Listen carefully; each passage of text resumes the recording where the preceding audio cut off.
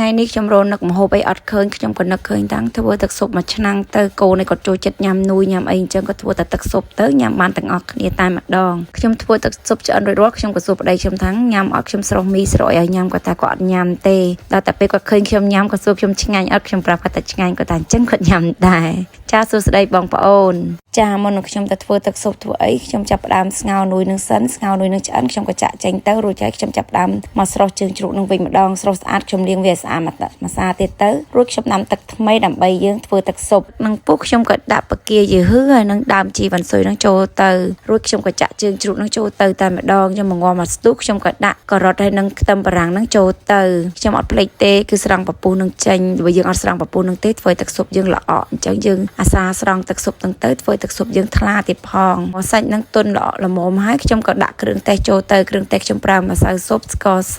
និងអំបិលបន្តិចទៅរួចខ្ញុំដាក់ទឹកត្រីបន្តិចដែរផ្ទះខ្ញុំមកសល់បកាបន្តិចហ្នឹងខ្ញុំក៏នឹកឃើញតែកូនខ្ញុំក៏ចូលចិត្តញ៉ាំបកាខ្ញុំក៏បកបកាហ្នឹងឲ្យស្អាតទៅរួចយើងយកមកដាក់នឹងទឹកស៊ុបនោះឲ្យកូនញ៉ាំ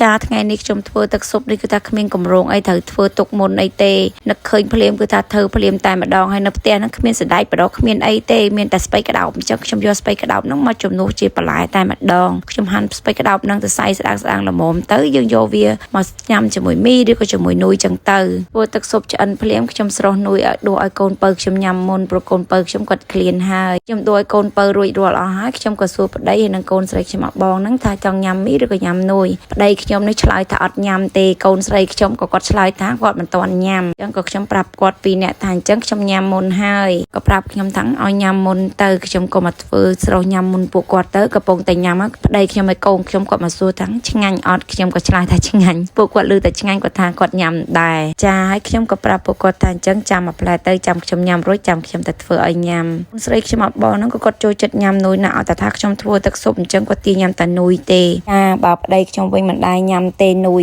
គាត់ចូលចិត្តញ៉ាំតែមីជាមួយទឹកស៊ុបថ្ងៃនេះខ្ញុំនឹកមិនឃើញថាត្រូវធ្វើម្ហូបអីខ្ញុំធ្វើតែទឹកស៊ុបមួយឆ្នាំងគឺថារួចញ៉ាំបានទាំងអស់គ្នា